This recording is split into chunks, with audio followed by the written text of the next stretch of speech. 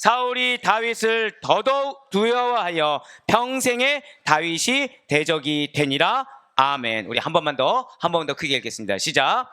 사울이 다윗을 더욱더욱 두려워하여 평생에 다윗의 대적이 되니라. 아멘. 네, 그렇습니다. 지난 2주간에 이어서 사울의 세 번째, 이제 마지막 시간으로서 제목이 무엇이었죠? 다윗의 대적. 이게 굉장히 중요한 의미입니다. 다윗의 대적, 사울이 오늘 중심물이에요. 그렇습니다. 지금 이러한 사울의 일대기는 세 가지 시기로 구분해 볼 수 있다고 여러분들에게 말씀을 드렸어요. 첫 번째 시기는 왕으로 세움을 받는 시기입니다. 두 번째 시기는 타락의 시기 있고요. 세 번째 시간은 최후 폭정의 시기라고 해서 크게 세 가지 시기로 구분해 볼 수 있다고 말씀을 드렸다는 것이죠. 그렇습니다. 분명 이스라엘의 첫 번째 왕이었어요. 그래서 하나님께 기름 부음을, 하나님의 능력, 하나님의 인정, 하나님의 권능을 받은 자가 사울 왕이었다는 것이죠. 그렇지만 시작이 분명히 그렇게 은혜였습니다. 그런데 과정에 있어서는 은혜를 선택하지 않았다는 거예요. 과정에 무엇을 선택했을까요? 자, 절대 고백하실게요. 불순종을 선택했다는 거예요. 자, 중요한 것은 이 사울 왕은 자신이 은혜를 선택하지 않았다고 여기겠습니까? 아니면은 나는 은혜를 선택했다고 여기겠습니까? 나는 은혜를 선택했다고 항상 여기고 있다는 거예요. 나는 항상 하나님과 가까이 있다고 여기고 있고, 자신이 바라봤던 이 정답은 사실은 나를 위한 것이 아니라 나라를 위한 것이라고 착각하고 있다는 거죠. 그 증거가 무엇이냐면 사울의 입술은 항상 점철되었던 것이 있다라는 거예요. 그것이 무엇입니까? 저 다 고백하실까요? 핑계로 점철됐다는 거예요. 항상 억울해한다는 거죠. 항상 억울함만이 있다는 거예요. 왜 나만? 나는 너를 기다렸는데 너가 안 와서. 나는 믿었는데 그 믿음대로 결과가 주어지지 않아서 라는 핑계가 항상 있었다는 거예요. 예, 맞습니다. 과정에 있어서는 그는 은혜를 선택했다고 하지만 실상은 인정하기 싫었기 때문에, 돌이키기 싫었기 때문에 그는 불순종을 선택했고, 이 불순종이 하나 둘 셋 늘어나 보니까 그의 인생이 처음에 은혜로 시작한 것과 별개로 불순종으로 점철되게 되었다는 것입니다. 자신의 불순종으로 인해서 자신이 원치 않았던 나락으로 떨어지는, 그 밑바닥으로 떨어지는 그러한 사울이었다는 거예요. 결국 밑바닥으로 누가 떨어지게 한 걸까요? 나의 불순종이라는 거죠. 나의 고집이라는 것입니다. 사랑하는 여러분들, 하나님이 때로는 여러분들이 울며 기도하게 하실 때가 있어요. 하나님 때로는 나는 믿노라고 하지만 실상 내 마음이 믿음이 있습니까 없습니까? 어떤 상황 가운데 믿음이 없는 거예요. 근데 이 믿음이 없이 내가 그 하나님을 앞에 대면했을 때 공통적인 반응들이 있다는 거죠. 자, 지금 사울 왕이 처음부터 핑계를 댔을까요? 그렇지 않습니다. 처음에 어떤 마음이냐? 절대 고백하실게요. 불안함이 있어요. 즉 조급해진다는 거예요. 점점 시기는 다가오고 있습니다. 전쟁은 다가오고 있어요. 사무엘이 옵니까 안 옵니까? 오지 않는 거죠. 사울이 안 기다린 게 아니에요. 사울이 기다렸습니다. 믿음으로 인내했어요. 하나님의 말씀을 들어보고자 했어요. 근데 문제는 사울의 눈에 지금 무엇이 보입니까? 시시각각으로 다가오는 불안해할 만한 때라는 게 다가오는 것입니다. 사랑하는 여러분들, 지금 2주 동안 하나님이 우리 아델포의 교회에서 기도할 때 여러분들을 위해서 뜨겁게 기도하게 하신 것이 있습니다. 아마 눈치 있는 분들은 아시겠지만, 자, 저 따라 고백하실게요. 하나님의 때가 중요하다는 거예요. 내 생각, 내 때가 중요한 것이 아니라 하나님의 때가 중요하다는 것입니다. 그럼 이제 이런 말씀 나오겠죠. 이제 우리 또 시험을 앞두고 있는 친구가 있으니까. 아니, 목사님, 지금 시험이 코앞인데 지금 내 사랑하는 자녀가 지금 그런 시험의 결과에 대해서 좋은 모습을 보이지 않습니다. 그럼 조급해지지 않겠습니까? 예, 조급해지면 안 된다는 거예요. 왜죠? 내 사랑하는 자녀는 누구의 자녀입니까? 그 믿음이 다라는 거예요. 하나님의 자녀는 하나님이 책임지십니다. 믿으십니까? 이거를 믿음을 보여야 된다는 거예요. 이스라엘 백성은 누구의 백성입니까? 하나님의 백성이지 사울 왕의 백성이 아니라는 거예요. 우리 그리스도인들은 책임을 져야 됩니다. 믿으십니까? 예, 제가 저희 가운 두 번째 거 한번 말씀드렸죠. 내 행동에 책임을 지자. 그게 내가 책임지니까 내가 내 멋대로 해라가 아니에요. 사명의 책임인 것입니다. 하나님 나에게 주신 사명의 책임이요, 하나님이 정한 성까지의 책임인 거지, 그것을 넘어서서 내 마음을 채우고자 하는 책임이 아니라는 거예요. 그리스도인의 책임은 하나님의 뜻을 이루는 책임입니다. 믿으십니까? 여기에 더해서 그리스도인의 책임은 어떠한 경우에서도 하나님의 때를 신뢰하는 책임이 우리의 책임이라는 사실 잊지 마시길 바라요. 우리의 책임은 무엇이다? 하나님을 신뢰하는 모습을 증거해야 돼요. 무방비로 방치하라는 것이 아닙니다. 관심을 두지 말라는 것이 아니에요. 관심을 가지더라도 인간적인 관심 이전에 영적인 관심. 그 영적인 관심을 가지려면 뭐가 있어야 되죠? 저다 고백하실까요? 믿음의 확신. 이게 중요해요. 사는 여러분들, 특별히 이제 얼마 안 남았죠, 정말. 자, 우리 사랑하는 수험생을 둔 우리 부모님들, 자녀를 반드시 하나님께서 책임질 것을 믿으시기 바랍니다. 예, 저다 고백하실게요. 자녀에게 약속한 대학이 있습니다. 믿으십니까? 정말 이 아멘이 100%길 바래요. 예, 이 믿음이 가장 중요하다는 거죠. 결국 우리의 믿음은 내 눈을 믿지 않는 겁니다. 내 눈을 믿지 않는 거예요. 내 눈을 믿지 않아야, 그래야 하나님의 역사가 보입니다. 내 눈을 믿지 않아야 하나님의 터치라는 게 보인다는 거예요. 지금 중요한 것은 사울은 믿음이 없는 게 문제가 아닙니다. 사울은 믿고 기다렸어요. 그런데 궁극적으로 무엇을 더 신뢰합니까? 내 눈을 더 신뢰하고 있다는 거예요. 내 눈을. 시시각각으로 다가오는 그때, 시시각각으로 가까이 오고 있는 그때. 근데 이스라엘 백성들 지금 준비가 돼 있어요, 안 돼 있어요? 안 돼 있는 것만 보이는 거예요.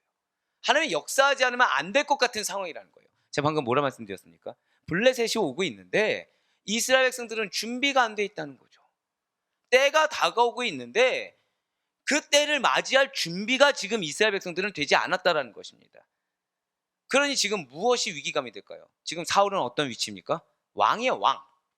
왕의 위치입니다. 결국 자신의 안위가 떠오를까요, 안 떠오를까요? 떠오른다는 거예요. 복합적입니다. 하나님이 세우셨다는 사실보다도 이제는 무엇이 중요해요? 그 때라는 게 보이는 거예요. 점점 기다리라는데 기다리지 못합니다. 왜요? 내 눈이 더 신뢰가 되니까. 그것이 불순종이라는 거예요. 기다리지 못하는 것이 불순종입니다. 믿는다고 하면서 마음에 조급함을 푸는 것이 불순종입니다. 불순종은 하나님이 좌편으로 가라고 했는데 우편으로 가서 불순종이 아니라 좌편으로 가라고 했는데 가만히 있는 것도 불순종이에요. 좌편으로 가라고 했는데 좌편으로 가는 척하면서도 머릿속으로 의심해서 시시각각으로 우편으로 갈 준비하는 거, 이것도 불순종입니다. 순종은 가라고 하면 가는 거, 멈추라고 하면 멈추는 거, 믿으라고 하면 믿는 거, 그 가운데 결과물이 오더라도 그저 감사하는 거. 누가 했기 때문에? 하나님이 하셨기 때문에. 방금 우리 그러니까 두 가정을 두고서 우리가 축복했어요. 반드시 대학이, 예비된 대학, 원하시는 대학이 있습니다. 합격할 걸 믿으시길 바랍니다. 근데 그럴 때 이분들의 믿음이 전부의 믿음이 되길 바래요. 여기서 사단이 주는 생각은 뭐예요? 근데 내 자녀가 어떤 과목은 약하고 지금 몸 상태 컨디션이 어떻고, 이게 사단이 주는 생각이에요. 하나님은 여러분들한테 컨디션 보라고 얘기하지 않았습니다. 하나님은 여러분들한테 그 환경을 보라고 하지 않았어요. 우리가 볼 것은 딱 하나예요. 저 다 고백하실게요. 하나님의 의지. 이겁니다. 하나님의 의지예요. 그렇습니다. 하나님께서 세우신 왕이에요. 그런데 그는 자신의 불순종으로 말미암아 하나님께 범죄했습니다. 그러면서 이것이 하나, 둘, 셋, 넷 쌓여가다 보니까 극도의 타락을 자초했다는 것이죠. 그러면은 사울에게 메시지가 없었습니까? 아니요, 메시지가 있었어요. 회개하라고 하죠. 근데 메시지보다 무엇을 신뢰했습니까? 내 마음, 내 직성, 내 감정, 내 입장, 이걸 더 신뢰했다는 거예요. 결국 하나님께서 세우신 왕인 사울이 아이러니하게 그 다음에 하나님께서 세우신 왕이었던 다윗의 철저한 대적이 되어버렸다는 거죠. 그러니까 이스라엘의 최초의 왕이 정체성이었던 사울이 다윗의 대적 사울이라는 걸로 그의 정체성이 바뀌었다는 것입니다. 그렇습니다. 사울은 경솔했어요. 사울은 조급했습니다. 사울은 질투가 많았어요. 시기가 많았습니다. 하나님의 뜻과 계획보다는 내 눈을 믿었고 하나님이 세워줘서 나를 둘러싼 왕권만을 믿었다는 거예요. 그러니까 하나님이 세우신 왕권인데 내 것이냐 착각해서 그 권한만을 믿어버렸다는 거죠. 그래서 자만했어요. 자, 왕입니다. 그가 기도합니까? 안 합니까? 기도했어요. 왕인 그는 분명 기도했습니다. 그런데 그 기도가 결코 믿음의 기도가 아니었다는 거죠. 그런데 그 기도가 결코 선한 기도가 아니었다는 것입니다. 정적이라고 여긴 다윗을 죽이기 위해서 여러 차례 기도했다는 거예요. 그러니까 기도라고 하는데 나의 불신앙만을 드러내요. 기도라고 하는데 이 불신앙을 회개하지 않아요. 기도라고 하는데 하나님의 음성을 듣고 돌이키는 걸 선택하기보다는 내 니즈를 채우고자 하는 그런 기도만 드리고 있어요. 그래서 기도의 결과가 무엇이었습니까? 제사장을 살해해버려요. 제사장을 살해함으로써 하나님을 대적하는 행위를 아무렇지 않게 해버렸다는 거예요. 전부 무엇을 위한 것입니까? 권력이란 것을 위했어요. 전부 무엇을 위한 것입니까? 나의 위치에 대한 집착이었습니다. 절대 고백하실게요. 나에 대한 집착. 맞습니다. 나에 대한 집착이 경솔하게 만들어요. 나에 대한 집착이 조급하게 만듭니다. 나에 대한 집착이 시기와 질투를 가져오고요. 나에 대한 집착이 궁극적으로 하나님을 대적하게 만든다는 거예요. 그는 하나님께서 맡기신 그의 권력에 대해서 나의 것으로 여겼어요. 그래서 나를 집착합니다. 그래서 그것은 일반적이지 않을 정도로 엄청난, 요즘 시대 말로 하면 미저리와 같은 엄청난 집착을 보이고 있다는 거예요. 사울이 하나님의 사명을 감당하는 데 있어서, 즉 이스라엘 백성을 다스리는 데 있어서 가장 중요하게 여긴 것이 아이러게 하나님의 일이 아니었다는 것이죠. 사랑하는 여러분들, 여러분들에게 사명이 있습니다. 믿으십니까? 각자마다 사명이 달라요. 하지만 사명의 공통점이 있다는 거예요. 절대 고백하실까요? 내가 영적 대표입니다. 믿으십니까? 결국 여러분들의 공통점은 무엇입니까? 맡겨진 영혼이라는 게 있다는 거예요. 맡겨진 영혼이 있는데 이 영혼을 잘 돌보는 거. 잘 돌보는 게 무엇이죠? 잘 먹고 잘 사는 거? 그냥 좋은 배우자 만나는 거? 좋은 곳에 입학하고 취업하는 거? 물론 좋을 수 있겠죠. 잘 돌본다는 것은, 저다 고백하실게요, 하나님을 만나는 것. 하나님을 만나게 한다는 거예요. 잘 돌본다는 것은 하나님의 섭리를 깨닫게 하는 것입니다. 하나님의 역사를 깨닫게 하는 거예요. 정확히는 믿음을 굳건하게 해주는 거. 이것이 영적 대표이자 영적 부모로서 해야 될 사명이란 사실을 잊지 않을 수 있는 여러분과 제가 되길 간절히 소망합니다. 여기에서 중요한 것은 없어요. 내가 얼만큼 섬겼냐? 내가 얼만큼 기다렸냐? 내가 얼만큼 희생했냐? 이건 중요하지 않아요. 우리가 그걸 늘어놓는 순간 누가 되는 것입니까? 사울이 된다는 거예요. 사울의 불순종 중에는 아이러니하게 내가 나를 위해서 했다라고 고백한 적이 단 한 번도 없어요. 사울의 고백은 항상 억울합니다. 사울의 고백은 항상 어쩔 수가 없었어요. 나의 왕권을 어떻게 유지할 것인가? 나의 왕권이라고 얘기했습니까? 아니요. 말은 그렇겠죠. 하나님이 나에게 주셨는데, 하나님이 나에게 주신 이거를 지켜야 되는데, 저 다윗이 지금 이 하나님의 근간을 드러나. 누가 똑같죠? 율법주의자들, 바리새인들, 서기관들. 하나님이 말씀하신 메시아가 눈앞에 있는데 그 메시아 앞에서 나의 기득권에 집착을 보여서 그것이 기득권을 지키는 것이 하나님의 일인 것처럼 하나님을 매도해버렸습니다. 하나님을 경홀히 여겼어요. 내 생각이 중요하지가 않습니다. 하나님을 내 프레임에 가두는 것만큼 어리석은 일이 없어요. 저는 그래서 죄송한 말씀이지만 여러분들에게 지금 분갈이를 시키는 것이 얼마나 감사한지 모르겠어요. 내 틀이 깨어지는 게 은혜입니다. 하나님이 우리의 역사하심이라는 것은 우리가 기대할 수조차 없다는 거예요. 새벽에도 잠깐 말씀드렸어요. 지금 솔직히 제가 얼마나 믿음 없는지를 어제 깨달았습니다. 교회 학교를 구성하는데 너무 놀랐어요. 너무 놀랐어요. 제가 차마 지금 여기서 말씀 못 드리겠고, 이 정도란 말이야? 라고 생각이 드는 거예요. 시간이 없어요. 공간이 없어요. 저 편하고자 하면은 지금 부교육자 한 둘셋은 더 뽑아야 될 것 같아요. 예. 누가 하셨죠? 예, 우리는 굳이 고백하죠. 하나님이 하셨습니다. 근데 교회니까 하나님이 하신 건가요?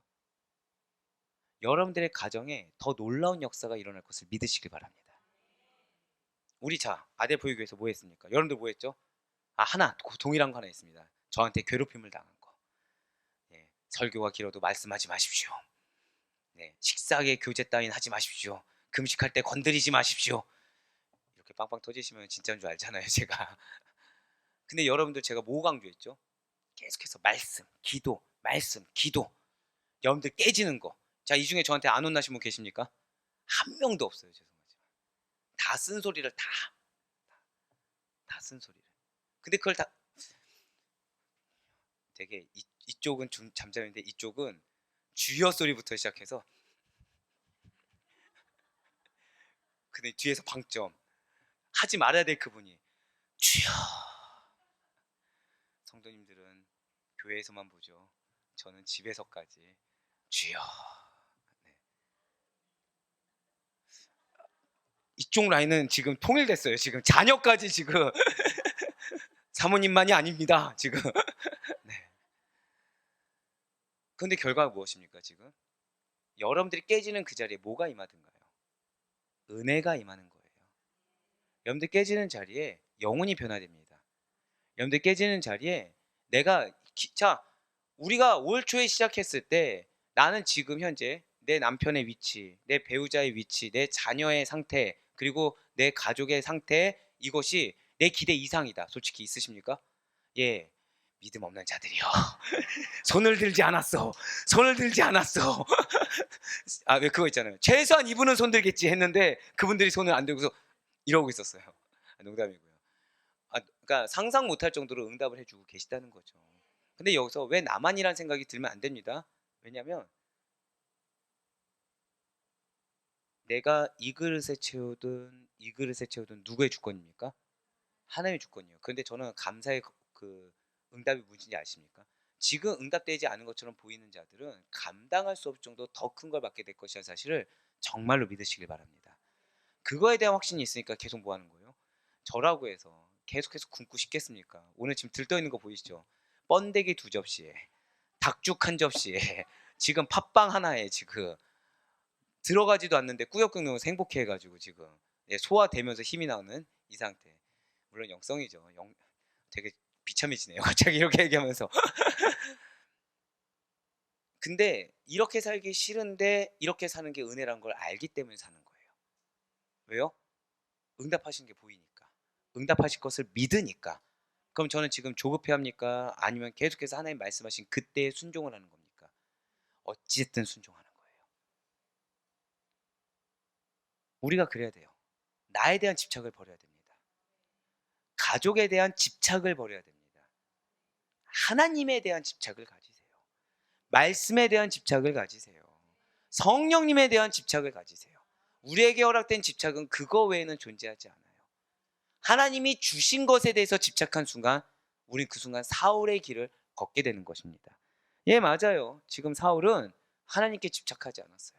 왕권을 주신 이가 하나님이신데 하나님에 대해 집착하지 않고 그 왕권에 집착을 했습니다.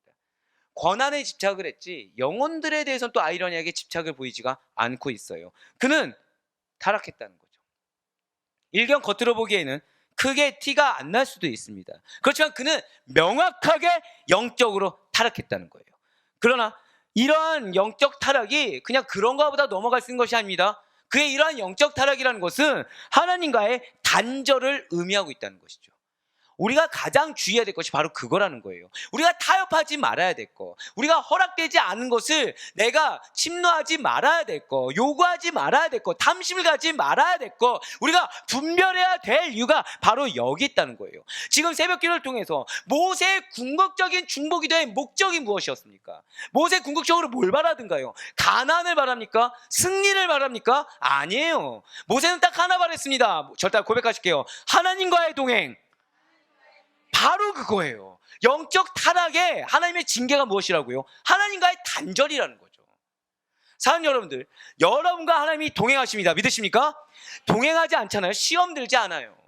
동행하지 않잖아요. 마음에 어려움이 없는 일이 생기지가 않습니다. 실족할 일이 생기지가 않는다는 거예요. 오히려 동행하시기 때문에 내 안에 있는 죄성이 부딪히는 겁니다. 오히려 동행하기 때문에 시시각각으로 믿음을 놓칠 만한 일들이 내 눈에 계속 보이고 거슬린 일이 생기는 거예요. 왜요? 사단은 그 동행이 싫거든요. 사단은 지금 그 동행함으로 말미암아 하나님의 응답을 받을 것이 너무 싫거든요. 그렇기 때문에 여러분들에게 집중하지 못하게 계속하는 거예요. 아니, 집중한다고 하면서 말씀의 은혜가 여기 있는데 은혜 외적인 것들, 내가 은혜를 못 받을 곳곳의 요소들에 집중하게 만든다는 거죠. 귀를 어지럽힙니다. 마음을 어렵게 한다는 거예요. 머리를 알아요. 결국 고난이 무엇이 증거이다? 은혜의 증거라는 거 다 알고 있습니다. 아, 지금 고난받는 게 나에게 이 다음에 은혜의 결실이 있기 때문에 이런 것이구나. 머리를 아는데 그 상황이 딱 스치면 무슨 생각이 들어요? 전혀 생각이 안 나요. 기도조차 나오지 않아요. 아니 기도한다고 하지만 이 마음 가운데 번민이 아주 수만 배 가득 차 있다는 거죠 지금. 그렇지만 그거 역시 무엇입니까? 감사하게도 난 아직 하나님과 동행하고 있다는 증거예요. 동행하는 자에게 시험이 있습니다. 동행하는 자에게 걱정이란 게 생깁니다. 왜요? 사단은 지금 아직 단절되지 않았거든요. 그러니까 단절해 버려야 되는 거예요. 단절되잖아요. 걱정이란 게 없어요. 왜냐하면 아예 이 사람 문제라고 정해 버렸어요. 그러니까 내 상황은 다 누구 탓인 거예요? 이 사람 탓이에요. 그러니까 이 사람만 원망하면 되니까 내 마음의 어려움이라는 게 이 사람 때문인 걸 아는데 이 사람 탓을 할 수 없는 상태가 편하겠습니까? 그러니까 이 사람에게 정죄버리면 편하겠습니까? 정죄버리면 편하다는 거죠. 그렇지가 않아요. 근데 우리는 하나님과 동행함이 기쁨이고 축복임을 믿으시길 바랍니다. 그분이 동행하시면 가나안은 우리 거예요. 그분이 동행하시면 자, 오늘 말씀에서 하나님만이 하실 수 있는 일을 보여주시는 것입니다. 내 삶의 터전에서는 공식이 나오지가 않는데 동행하시면 그 공식이 부끄러울 정도로 역전의 하나님, 응답하시는 하나님, 승리의 하나님을 만나게 되는 줄 믿으시길 바랍니다. 저 따라 고백하실게요. 나와 동행하시는 하나님은 역전의 하나님입니다. 믿으십니까? 바로 그거예요. 지금 영적 타락이 하나님과의 단절을 의미한다는 것을 사울은 인정하지 않았어요. 그러니까 다윗을 질투합니다. 자신의 왕권을 어떻게든 빼앗기지 않도록 거기에 노력을 하고 거기에 애를 쓰고 있다는 거예요. 나의 입지를, 인정받고자 하는 입지를 이걸 포기하고 싶지 않다는 거죠. 그래서 자신의 정체성을 놓치게 됩니다. 그러니까 일단 급하니까 어떤 도움이라도 받아야 되니까 신접한 여인에게 도움을 전하는 우상 의존의 행태까지 보이게 된다는 거예요. 제가 방금 뭐라 말씀드렸어요? 우상 의존의 행태까지 보인다는 거죠. 자, 사랑하는 여러분들, 여러분들에게 하나님이 기업을 약속하셨습니다. 믿으십니까? 여러분들에게 언약의 말씀이 있습니다. 믿으십니까? 자, 말씀이 하나님이세요. 믿으십니까? 그럼 여러분들에게 다른 중요한 거 있습니까? 없습니까? 없어요. 우리 무엇만 믿으면 되죠? 말씀 믿으면 돼요. 말씀 믿으면 돼요. 그런데 내 입지, 나에게 집착을 하고 내 생각에 집착을 하면 어떻게든 그 자리를 지켜보고자, 내가 더 상처를 안 받아보고자 노력을 하다가 우상 의존의 행태를 보이게 된다는 거예요. 말씀이 전부가 되지 않습니다. 하나님과 동행하시면 당연한 게 돼요. 무언가 다른 것을 보길 원합니다. 무언가 다른 증거가 있길 원해요. 우리에게 증거는 예수 그리스도 그 자체입니다. 그분의 손이 증거가 아니고 그냥 그분 자체가 증거예요. 우리는 그분의 손을 바라요. 그분의 손을 통해 펼쳐질 것을 바랍니다. 그러나 단언하는데요, 그분 자체를 믿는 자들, 손이 있든 없든 그거를 개의치 않는 자들이 이적을 경험합니다.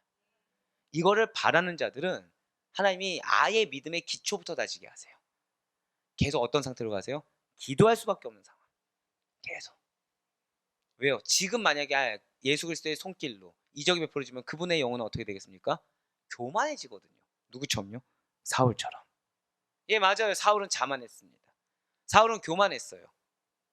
자신의 것이 아닌 것이 허락되었을 때 어떻게 되는지를 보여주는 행태를 보입니다. 결국 누구에게 사로잡힙니까? 사탄에게 사로잡혀요. 그래서 사탄의 노예를 살다가 생을 마감한 불운한 이스라엘의 초대왕으로 성경에 기록되었다는 것이죠. 그렇다면 사울의 이러한 잘못되고도 어긋난 왕권 치리는 대체 어디서, 어떻게, 무엇으로부터 시작되게 된 것입니까? 지금 사울의 실패는 첫 번째로 종교적 차원의 문제라는 거예요. 자, 사울의 실패 첫 번째가 무엇이라고요?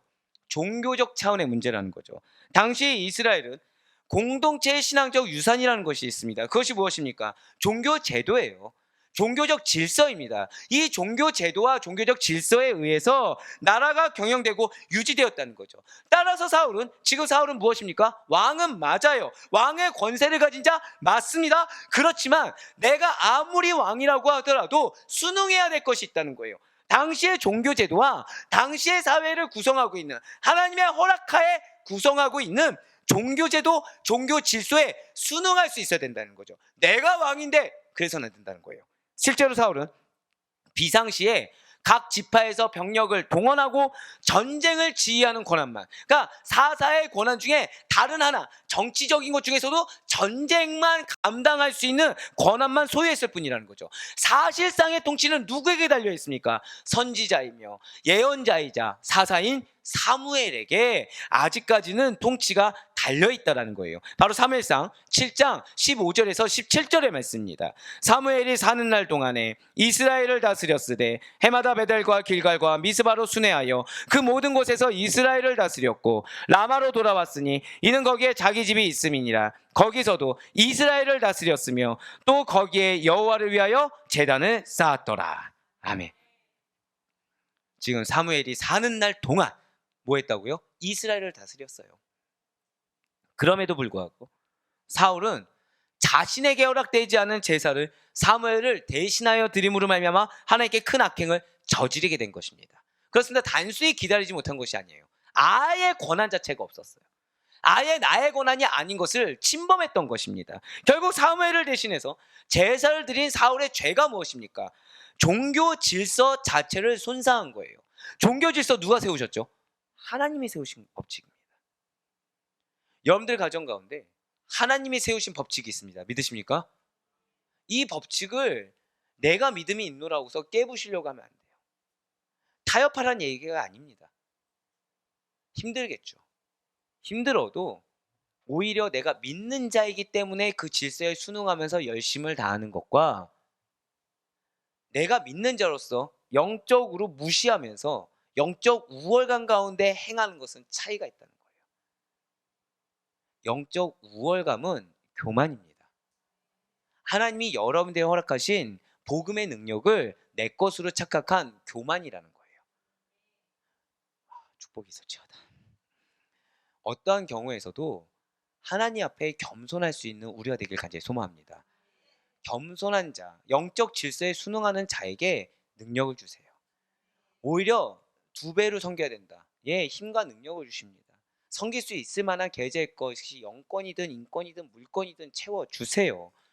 그래서 그 영혼으로 하여금 반드시 돌이킬 수밖에 없게끔 영적 질서에 순응하여 겸손한 자, 영혼을 섬기는 자, 그 가정을 영적으로 섬기는 자를 주께서 축복하시는 줄 반드시 믿으시길 바라겠습니다. 네, 맞아요. 이것이 이스라엘 나라의 기강을 무너뜨리는 불법 행위였다는 거죠. 자, 종교 질서를 무너뜨리는 것이 무엇을 무너뜨리는 거라고요? 이스라엘 나라의 기강 자체를 무너뜨리는 거라는 거예요.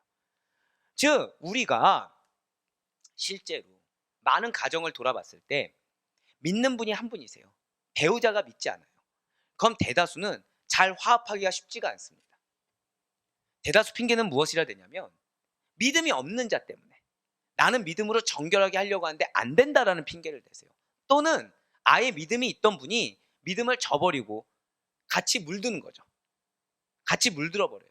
그래서 평화를 유지하는 경우가 있습니다. 근데 문제는 남편이 됐든 아내가 됐든 믿음이 있어요. 다른 배우자가 믿음이 없어요.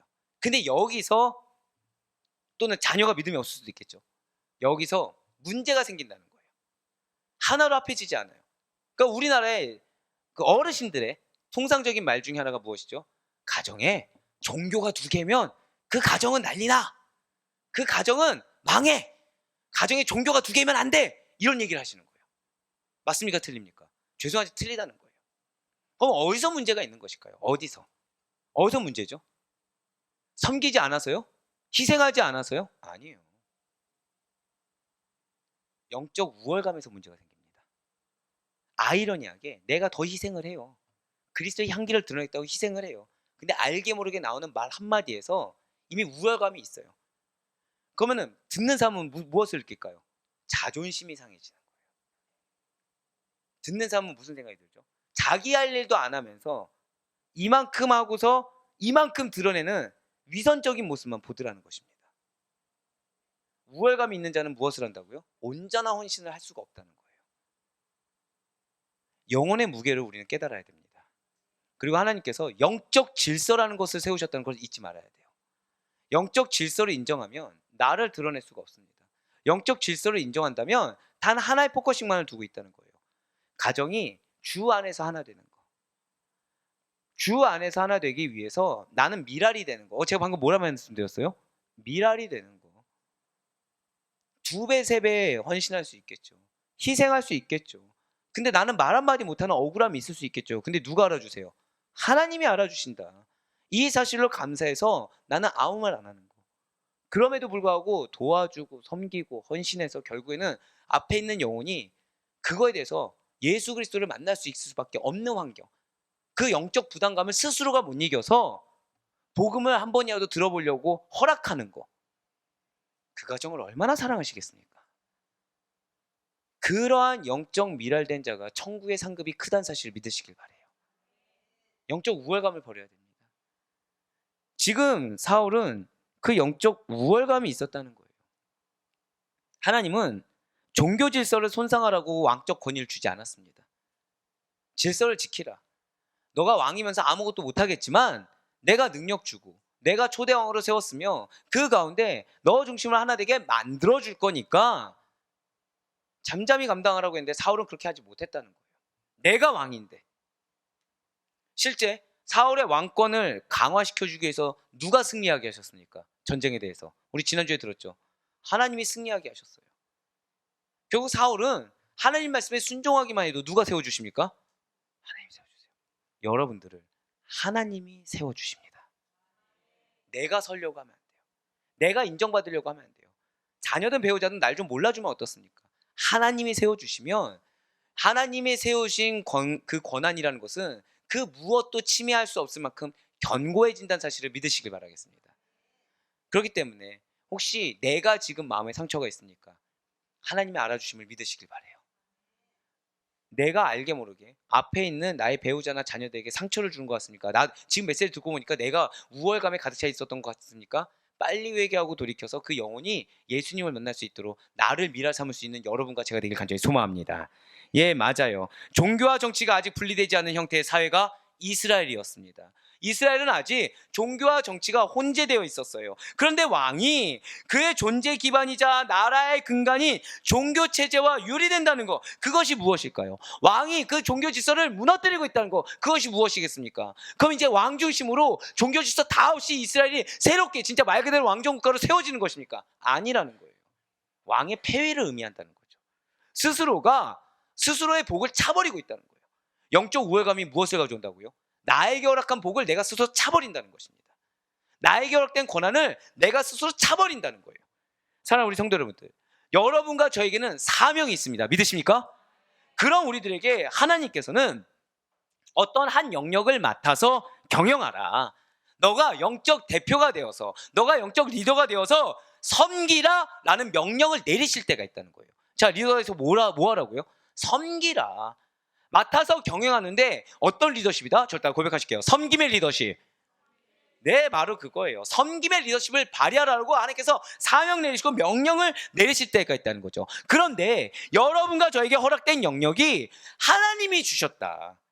하나님이 이 상황을 주셨다. 하나님이 그 가운데 나 하나 권사기인데도 불구하고 섬기라고, 영원 섬기라고 명령 주셨다는 것을 인지하지 못한다고 한다면, 아니 안다고 하지만 그것이 내 것으로 착각하고 있다고 한다면, 그래서 그 틈을 내 탐심이 틈타서 부정적이 됐든 정죄함이 됐든 슬픔이 됐든 불만이 됐든 그런 어떤 것들이 틈타게 된다고 한다면 세움을 받아야 할 때와 물러날 때를 분간하지 못하게 된다는 거예요.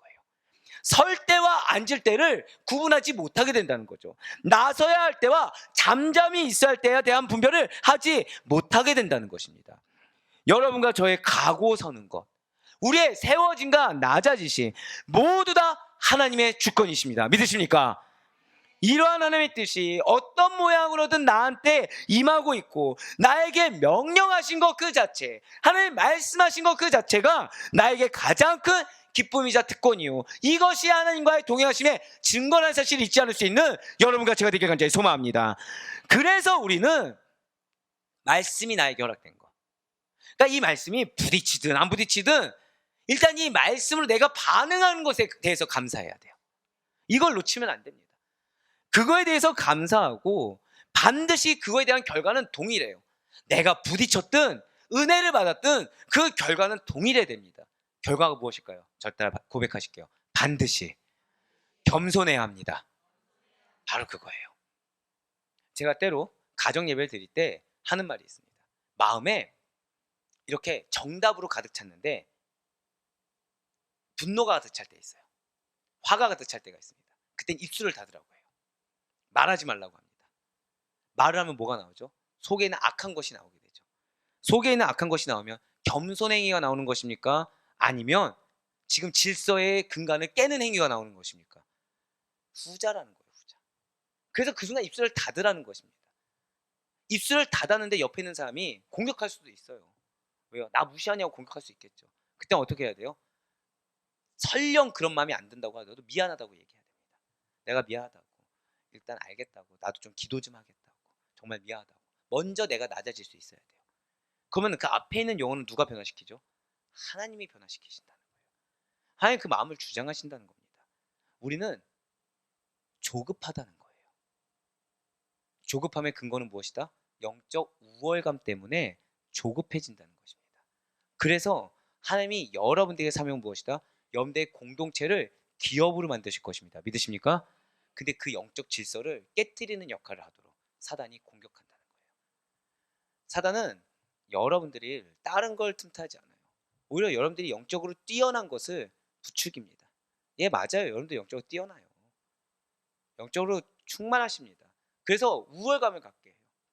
내가 좀 더 기도하는 거, 내가 좀 더 말씀을 하는 거, 내가 좀 더 오래 믿는 거 다 중요하지 않습니다. 항상 드릴 말씀이죠. 하나님 두렵다고. 제가 아무리 여러분들한테 지금 이렇게 은혜의 말씀을 증거하는 축복된 이 자리에 있지만 하나님이 손짓 한 번이면 이 자리는 다른 사람으로 대체될 수가 있어요. 제가 항상 그래서 말씀드리잖아요. 목회자는 3가지 준비를 해야 된다. 첫 번째가 무엇이냐? 죽을 준비. 이거 우스개가 아니라 이거 신대원 가면 다 듣는 얘기입니다. 이거 예, 모두 다 듣는 얘기예요. 예. 어느 교수님이든 1학년생들한테 다 하는 얘기가 자, 여러분들은 목회자로 부름받았습니다. 여러분들 3가지를 꼭 이 목회자는 준비해야 됩니다. 하고서 모든 교수님들이 다 알려주는 거. 두 번째는 무엇일까요? 어디든 설교할 준비. 세 번째는 이사 갈 준비. 하나님 가라고 하면 가는 거. 예, 그런 준비예요. 그러니까 하나님 손짓하면 저는 언제든지 죽을 수도 있고 언제든지 갑자기 물론 이 말을 하면 안 돼. 떠나기 싫어. 예. 해외입니다. 해외. 여러분들 아시잖아요. 여러분들. 인정하기 싫은데 예. 근데 그럴 준비를 항상 목회자는 해야 된다는 거죠. 그렇지 않고 자 보세요. 내 교회야. 어떻게 되겠습니까? 하나님이 나한테 주셨어. 집착하게 되면 영적 질서가 깨지는 거예요. 사랑하는 여러분들, 내가 미랄인 것에 대해서 이걸 인정할 수 있는 것이 얼마나 큰 감사인지를 깨달으시길 바라겠습니다. 내가 미랄이 되잖아요. 그 가정은 하나님이 역사하세요. 내가 미랄이 되잖아요. 우리 교회는 하나님이 역사하세요. 다른 게 중요하지 않아요. 사단은 계속 눈앞에 여러분들이 내가 이렇게 기도하는데 우리 남편, 우리 배우자는, 우리 아내는 지금 깨닫지도 못하고 내가 이렇게 기도하는데 우리 자녀는 지금 변화될 기미도 보이지 않고 이건 중요하지 않다니까요. 여러분들이 뭐 기도하는 게 뭐가 그렇게 중요하겠어요. 중요한 거는 여러분들 기도하는 거 중요할 수 있겠죠. 말씀 듣는 거, 예배 드리는 거 다 중요할 수 있겠죠. 제일 중요한 것은 자, 저다 크게 고백하실게요. 나를 하나님이 세우셨습니다. 아멘. 이게 제일 중요해요. 이게 제일 중요해요. 세우신 이가 하나님이시면 거두시는 이도 하나님이십니다. 세움 받았을 때 감사하셔야 돼요. 세움 받았을 때 겸손해야 됩니다. 그럼 목사님 걱정하지 말란 얘기요? 예, 하지 마세요. 겸손은 걱정도 교만입니다. 조급함도 교만이에요. 솔직히 고백드릴까요? 오겠다는 사역자들이 많았던 거 아시죠? 모르시나요? 예. 감사하게도 목사님과 함께하고 싶습니다 라는 교육자들이 꽤 있었어요. 뭐가 걱정될까요? 하나님. 그러니까 작년은 걱정이 없어요. 작년은 걱정이 없어요. 그래서 나누면 되잖아요. 저는 얼마든지 분리 개척할 마음이 있으니까 나누면 되잖아요. 근데 문제는 그분들의 니즈는 다 어디에 있어요? 교회 학교로 도움이 되고 싶습니다. 하필이면. 근데 제 눈에는 10명이나 될까? 막 이런 생각이 드는 거예요. 이 사람들 포지션을 어떻게 측정하지? 막 걱정이 되는 거예요. 그러니까 컷하고 했어요. 근데 막상 따져보니까 어떻게 됐어요? 회개가 되는 거예요. 아, 내 걱정 따위가 교만이었구나. 분명히 하나님의 교회라고 했는데, 주의 몸된 성전이고 우리 성도 중심의 교회라고 했는데, 그러면 성도 중심은 여러분들의 자녀를 하나님께서 책임지지 아니하실 리가 없는데, 누가 제안했습니까? 제가 제안하고 있더라는 거예요. 걱정한다는 말 뒤에서. 그걸 하나님 뭐라고 말씀하셨다고요? 교만. 나는 걱정했다고 했는데 하나님 먼저 앞서갔다는 거예요. 자, 제가 방금 뭐라 말씀드렸어요? 먼저 앞서가는 것이, 하나님보다 먼저 앞서가는 거 죄입니다. 믿으십니까? 우리 다 알고 있죠. 근데 걱정이 앞서는 것이 죄라는 걸 우리 인식하지 못한다는 거예요. 내려놓으세요. 자, 마지막으로 한 번 더 고백하실게요.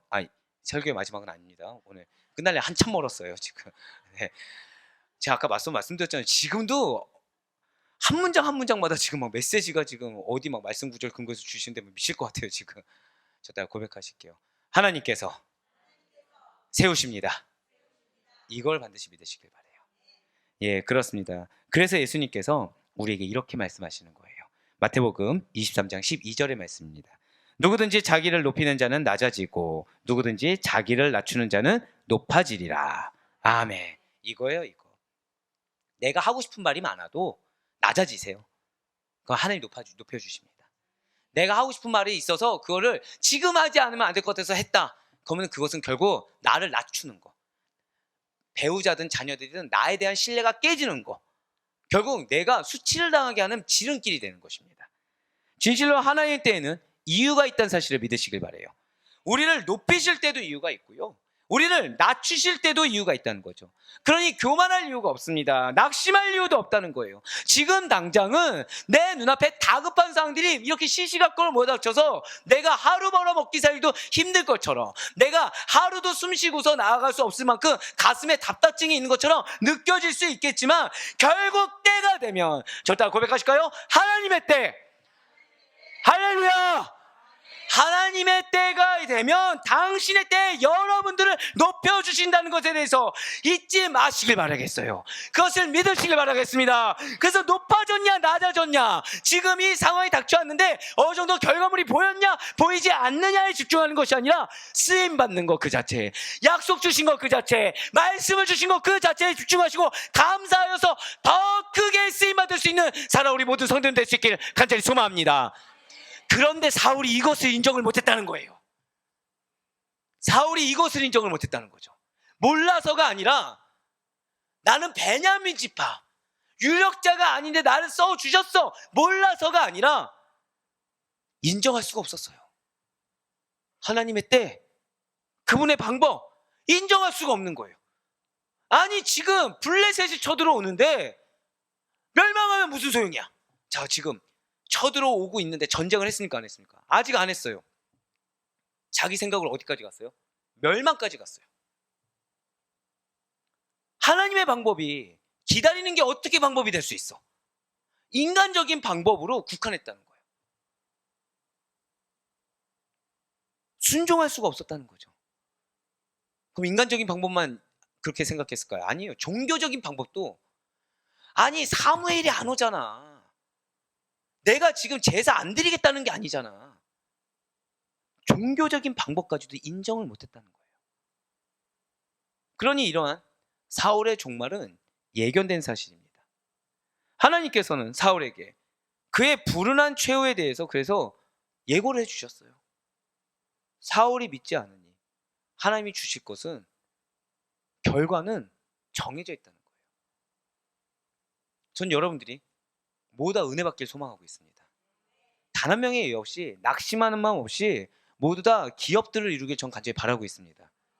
그런데 저는 항상 드리는 말씀이 있죠. 저 혼자만 기도하면 된다 안 된다? 안 돼요. 여러분들도 기도하셔야 돼요. 근데 그 기도가 사울의 기도가 되어서는 안 돼요. 그 기도가 사울의 언어가 되어서는 안 됩니다. 우리의 기도는, 저 다 고백하실까요? 예수님의 기도, 예수님의 기도가 나와야 돼요. 순종의 기도가 돼야 돼요. 자기 부인의 기도가 돼야 돼요. 하나님이 가하시면 예하고 아니라고 하시면 내가 아니겠습니다라고 순종의 기도가 나와야 돼요. 내 방법, 내 때를 하나님의 때, 하나님의 방법으로 둔갑시키는 교만과 제약을 저질러서는 안 되는 것입니다. 사울이 사무엘 대신에 스스로 제사를 드렸어요. 우리 너무 잘 알고 있죠. 그때 사울이 어떻게 합니까? 회개했습니까? 즉시로 회개했나요? 아니에요. 억울했어요.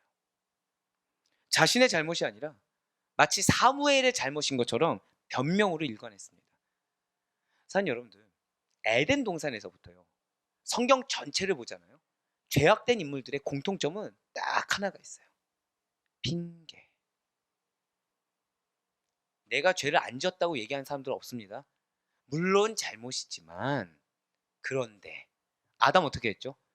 선악과 먹은 거 물론 잘못이지만 하나님 당신이 만드신 여자가 나를 꾀어서 어쩔 수 없이 먹었다라 그랬어요. 사울 어떻게 했죠?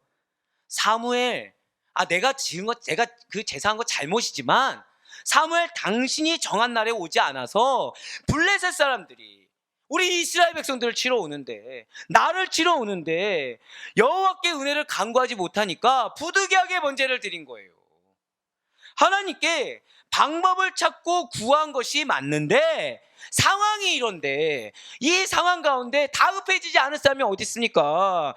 하도 급하게 돌아가니까 내가 책임지려고, 내가 지금 회피하려고 했습니까? 내가 왕이라서 내 선에서 좀 해결해서 내 백성, 내 하나님이 나에게 주신 나라를 내가 책임져 보려고 제사 드린 것뿐이지 하나님 말씀 억울 보려고 한 적이 없습니다. 지금 사울의 말 어떻게 들으시나요? 인간적으로 말씀드릴까요? 책임감이 있어요. 백성을 향한 책임감이 있어요. 도망가지 않았어요. 해보려고 했어요. 근데 인간적이라는 거죠. 지금 핑계만 늘어놓고 있다는 것입니다. 그의 기준은 하나님이 아니라는 거예요. 인간도 아니에요. 죄송하지만 세상도 아니고. 그의 기준은 나예요. 나. 내가 생각한 판단, 내가 바라본 관점, 내가 바라본 시야, 내가 생각한 방법, 내가 생각한 계획, 기준이 나예요. 그러면서 뭐라 핑계대는 것입니까? 이 정도면 하나님도 불쌍히 여기지 않겠습니까? 이 정도면 하나님도 인정하지 않겠습니까? 그런데 사무엘 당신 왜 나한테 자꾸 회개하라고 합니까? 내가 뭘 그렇게 잘못했습니까? 그 정도는 아니잖아요. 말씀이 기준이 아니었어요. 그의 기준은 오로지 본인의 입장일 뿐이었다는 거죠. 우리에겐 영적 분별이 있어야 됩니다. 믿으십니까? 근데 영적 분별할 때 오늘 우리가 새벽에 누구 먼저 분별하라? 나를 먼저 분별하라고 했어요. 내 생각이, 내 말이 내 입장인지 하나님의 뜻인지 분별해야 됩니다. 더불어서 여러분들 이거 굉장히 중요합니다. 지금 이제 이렇게 부장단이나 우리 교사분들 이렇게 제가 기도하면서 이렇게 측정하고 있어요. 이제 대면 우리 선의장님께 먼저 보여드릴 텐데, 그때 기도를 공통되게 시키시는 것이 있더라는 거죠. 뭐냐면 분별의 영을 더하여 주시옵소서. 뭐냐면 인간적인 말에 현혹되거나 인간적인 입장에서 서지 않을 수 있도록. 교회 사역은 영적입니다. 믿으십니까? 영적으로 분별해야 돼요. 나랑 친하다고 좋은 게 아닙니다. 하나님이 붙여주신 영혼, 하나님이 명하신 사명이 가장 선하고 좋은 것입니다. 그래서 여러분들이 장으로서, 여러분들이 일원으로서 영적으로 여러분들이 분별할 수 있어야 돼요. 그렇지 않으면 내 귀에 좋은 거, 내 눈에 좋은 거, 내 입장에 좋은 것만을 고집하게 됩니다. 실제로 제가 이제 대형교부터 다녀봤잖아요. 잘 되는 공동체와 안 되는 공동체의 차이는 딱 하나예요. 기준이에요, 기준. 하나님 기준이냐, 하나님 기준이라고 하면서 사람 기준이냐. 이 사람 기준이면 필연적으로 뭐가 들어가는지 아십니까? 본인의 입장들이 들어갑니다. 기가 막히는 건요, 본인의 입장은 네 입장이야 아무도 정지하지 않아요. 왠지 아세요? 자, 한 명의 입장을 고려해 줬어요. 그러면은 두 번째 입장 고려할까 안 할까요? 해요. 세 번째는요? 해요. 네 번째는 해요. 인간의 이해 합산의 장소가 되더라는 거죠. 어떻게 됐죠? 계속 쇠퇴하는 거예요. 계속. 처음에 막 뭔가 부흥한 것처럼 돼요. 계속 빠지는 거죠. 교회의 부흥은 딱 하나에 달려 있습니다. 오직 믿음이에요. 오직 말씀입니다. 오직 하나님이에요. 인간이 틈타잖아요. 거기서부터 틈은 시작됩니다. 맞아요. 지금 사울은 일견 봤을 때 맞는 말 같지만 철저하게 본인 입장입니다. 인간적인 탐심이 들어있는 본인의 기준이자 본인의 입장이 그의 지금 프레임을 가득 차고 있어요. 바로 그때 사무엘을 통한 하나님의 경고가 임하는 것입니다. 사무엘상 13장 14절의 말씀입니다. 지금은 왕의 나라가 길지 못할 것이라 여호와께서 왕에게 명령하신 바를 왕이 지키지 아니하였으므로 여호와께서 그의 마음에 맞는 사람을 구하여 여호와께서 그를 그의 백성의 지도자로 삼으셨느니라 하고. 아멘. 사랑하는 성도 여러분들, 하나님께서 지적하시고 하나님께서 마음에 거북스러움을 주시며 고치라고 하신다고 한다면, 자, 제가 지금 거북스러움 뒤에 어떤 단어를 썼나요? 고치라는 거예요. 그 거북스러움을 느끼는 그 영역을 고치라는 것입니다. 그때 우리 회개하면 돼요. 그때 돌이키면 돼요. 내가 어떠한 행동을 해서 회개하는 것이 아닙니다. 내 마음 가운데 기준이 나의 입장이 됐다, 이거는 그냥 회개거리예요. 기준이 내가 되고 있다, 이거는 그냥 회개거리입니다. 하나님이 아닌 게 회개거리예요. 그냥 우리는 나의 생각과 나의 말 몇 마디에 숨어서는 안 된다는 거죠. 스스로의 위로가 중요한 것이 아닌 것이에요. 그 순간의 모면이 중요한 것이 아니라는 거예요. 만일 우리가 하나님의 말씀을 계속 거절하고, 아니 나는 그게 거절인 줄 몰랐다고 하면서 명하신 말씀을 무시하고 모른 척하며 불순종할 경우에 하나님께서는 급기야 침묵하신다는 거죠. 단절. 나아갈 때, 물러가야 할 때를 결정하는 것은 병사가 아니라 군대의 지휘관이죠. 그러면 말씀하실 때와 침묵하실 때를 결정하는 분은 누구입니까? 하나님이세요. 그래서 하나님께서는 다윗을 아이러니하죠. 사울에겐 단절을 주시고 다윗에게는 충만을 주세요. 여호와의 영에 크게 감동하게 하십니다. 그에 반해 사울에게는 여호와의 영이 떠나게 하시고 악령이 그를 번뇌하게 하셨다는 거죠. 사무엘상 16장 13절과 14절을 한 목소리 읽겠습니다. 시작.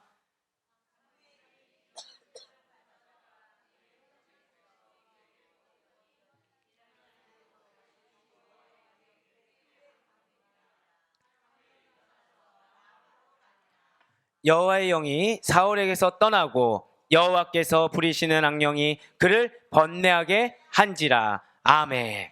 네, 이미 여호와의 영이 떠났어요. 여호와의 영이 떠났는데, 그리고 하나님께서 부리시는 악령이 그를 번뇌하게 했습니다. 이러한 진리를 지금 사울은 인정하지 않아요. 모를 수가 없겠죠. 왜냐하면 여러분들, 내 마음에 부정적인 마음이 있습니다. 그럼 나는 지금 성령 충만한 것입니까? 아니면 악한 영이 내가 휘어잡힌 것입니까? 사실 답은 나와 있죠. 근데 인정을 안 해요. 인정을 안 한다는 거예요. 분노가 나고 부정적인 생각이 가득할 때 핑계거리를 찾지, 지금 내가 성령 충만하지 못하구나, 이걸 인정하지 않는다는 것입니다. 마치 사울처럼. 근데 하나님께서 이스라엘 백성의 지도자 삼은 다윗이 있어요. 적극적으로 대적하고 있더라는 거죠. 하나님이 세우신 자가 누군지 모르는 거예요. 사랑하는 여러분들, 우리는 영적 우월감을 내세워서는 안 된다고 말씀드렸습니다. 왠지 아시겠습니까? 여러분들 통해 그 영혼이 여러분들보다 더 크게 될 것을 믿으시길 바래요. 여러분들 통해 여러분들 가정이 지금 내 계산과 다르게 흥하게 될 것을 믿으시길 바랍니다. 그게 보이지 않는 거예요. 영적 우월감이 있으면 내가 인정받아야 되거든요. 영적 우월감이 있으면 내 뜻에 합해야 되거든요. 내가 생각한 계획대로 나아가야 되거든요. 그래서 영혼의 가치를 몰라봐요. 하나님이 세우셨냐 아니냐를 몰라봐요. 그냥 지금 교회 나가냐 안 나가냐, 지금 열심히 섬기냐 안 섬기냐, 이것만 보게 된다는 거예요. 하나님이 세우셨습니다. 기쁘지 않습니까? 전 너무 기뻤어요.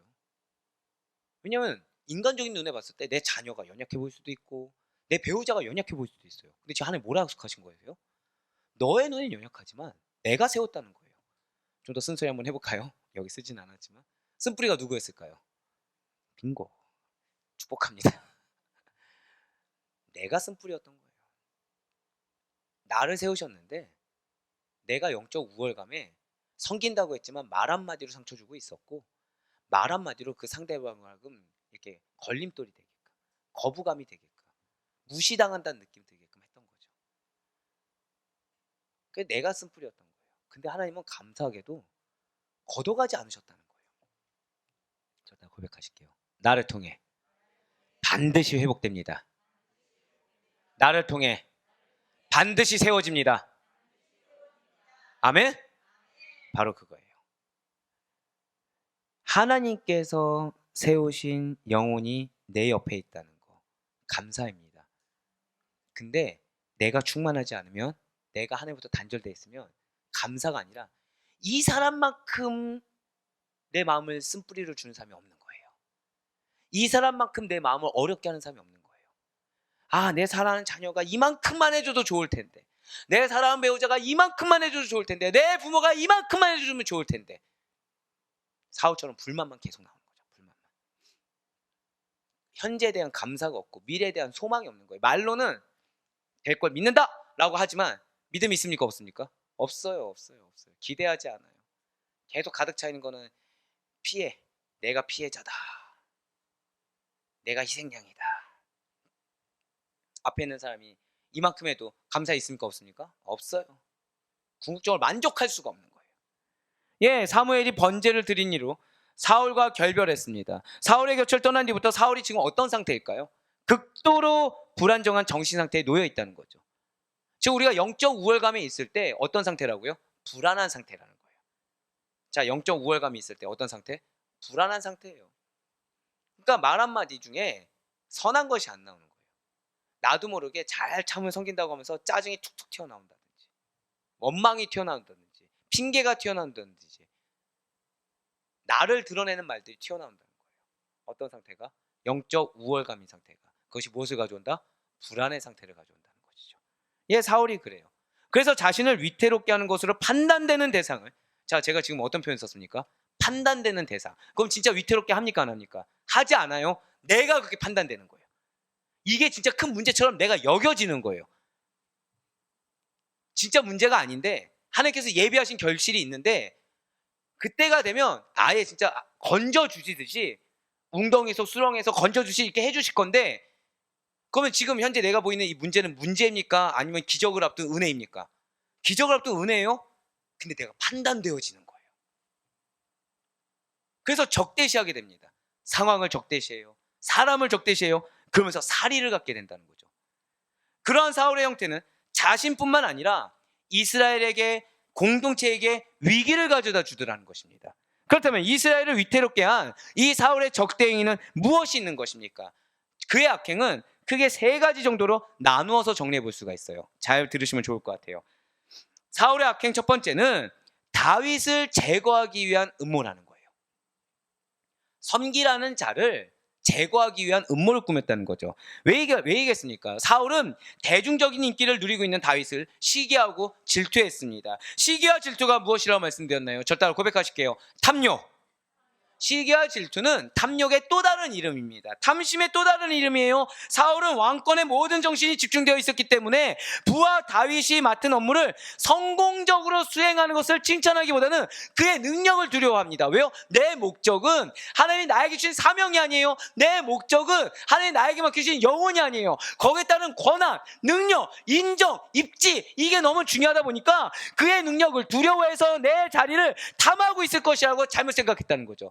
내 이 자리를 뺏길 것이라고 착각을 했다는 거예요. 그래서 다윗이 블레셋과의 전쟁에서 승리하고 돌아오게 되니까 그 승리의 결과로 말미암아 나는 어떤 상태였어요? 그거 승리하지 못하면 죽임당할 위치였습니다. 그거 승리하지 못하면 폐위될 만한 위치였어요. 그런 거 생각하지 않고 승리의 결과보다는 여인들의 소리가 들리는 거예요. 사랑하는 여러분들, 영적 우월감이 있으면 마음이 어떤 상태라고 했습니까? 불안한 상태라고 했죠. 그러면은 필연적으로 들리는 소리가 있습니다. 사람의 소리가 들린다는 거예요. 하나님의 소리가 들리는 게 아니라 사람의 소리가 들려요. 자, 성경에서 강조하는 것은 무엇이다? 중요하기 때문이에요. 제가 지금 계속해서 강조하는 거 있죠? 우리는 이거에 대해서 시험되지 않길 바라기 때문에 드리는 말씀이에요. 다시 말씀드릴게요. 영적 우월감이 있으면 마음이 어떤 상태다? 불안한 상태예요. 조급한 상태예요. 그러면 이 결과가 무엇이라고요? 사람의 소리가 들린다는 거예요. 사람의 소리. 하나님이 여러분이 주신 약속의 말씀이 있는데 이걸 믿는다고 하면서 계속 무엇이 틈탑니까? 사람의 소리가 틈탄다는 거예요. 여기는 누구도 포함돼요? 저 다 고백하실게요. 나도 포함되는 거예요. 제가 우리 권사님을 얼마나 사랑하고 축복하는지 모르겠습니다. 여러분들 이게 제가 왜 그럴까요? 인정이 어려워요. 아멘으로 하다 보면서 인정하는 게 진짜 어려운 겁니다. 앞에서 갑자기 주여, 나하고 아멘 안 하셔가지고, 물론 여러분들이 마음으로 하셨다는 거 믿지만, 근데 우리 권사님께서 저렇게 딱 하시기가 쉬운 게 아니에요. 쉬운 게 아니에요. 우리 피택 장로님께서 항상 이렇게 해주시잖아요. 쉬운 게 아니에요. 제가 좀 단도직입적으로 말씀드릴까요? 항상 축복하고 있습니다. 이때 시기와 질투가 들어가면 누가 똑같다? 사울과 똑같구나.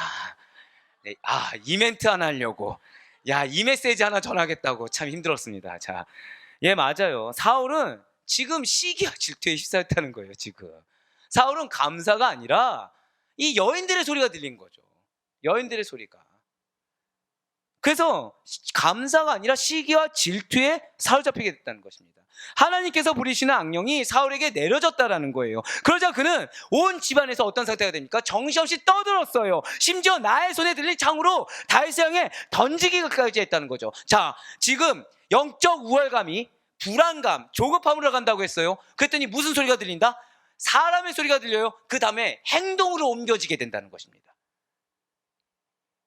창을 던진다, 칼을 던진다가 아니라 이 불안감이라는 것이, 조급함이라는 것이 언행으로 옮겨지게 된다는 거예요. 사무엘상 18장 11절에서 12절의 말씀입니다.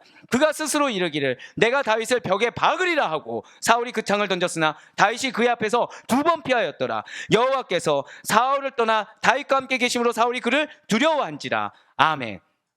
지금 자, 왕을 누가 보고 있습니까? 최소한 호위병들이라든지 백성들이 보고 있잖아요. 자, 근데 불안감에 쌓여서, 조급함에 쌓여서 사람의 소리가 들려서 나온 행동이 왕으로서 맞는 행동입니까? 아닙니까? 아니라는 거예요. 그 언행이라는 것이 약속을 받은 자로서, 그리스도인으로서 나올 수 없는 언행이 나온다는 거죠. 자, 이제 아시겠죠? 여러분들에게 붙여준 영혼이 왜 실족하는지. 단순 영적 우월감을 그 사람 느껴서? 아니요, 죄송하지만 우리의 언행이 그리스도인으로서 나오지 말아야 될 언행이 나온다는 거예요. 사람을 죽이고자 하는 그런 악한 의도가 담긴 언행이, 나는 걱정한다고 하면서 그런 언행이 나오게 된다는 거죠.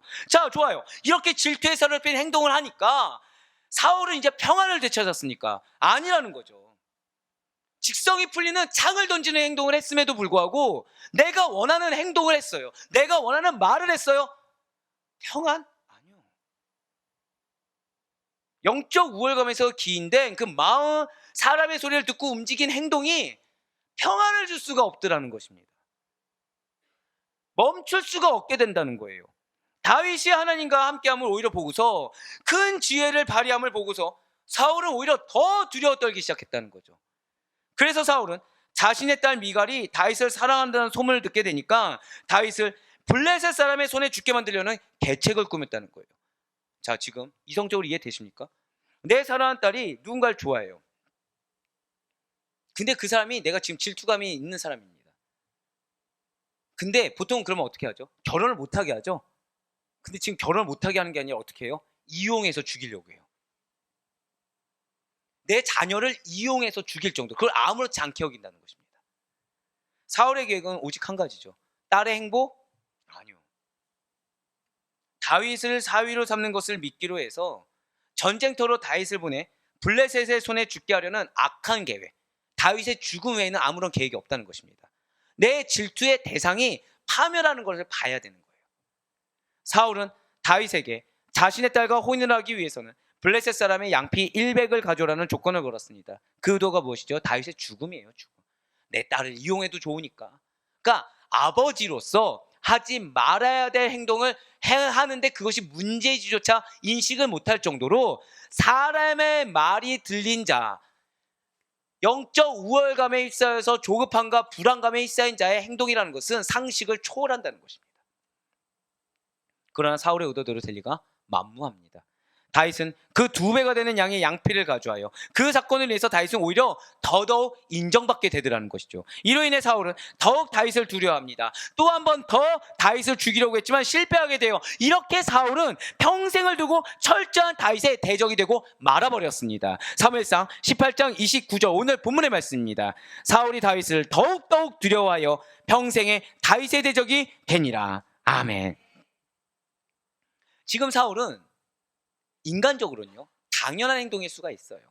사울이 한 행동은 딱 하나죠. 하나님이 나에게 명하신 왕권을 지키기 위해서, 이 나라의 근간이 흔들리지 않기 위해서. 저 하찮은 목동이 왕이 된다? 말이 안 되잖아. 하나님이 기름 부음 누구에게 주셨어? 나에게 주셨어.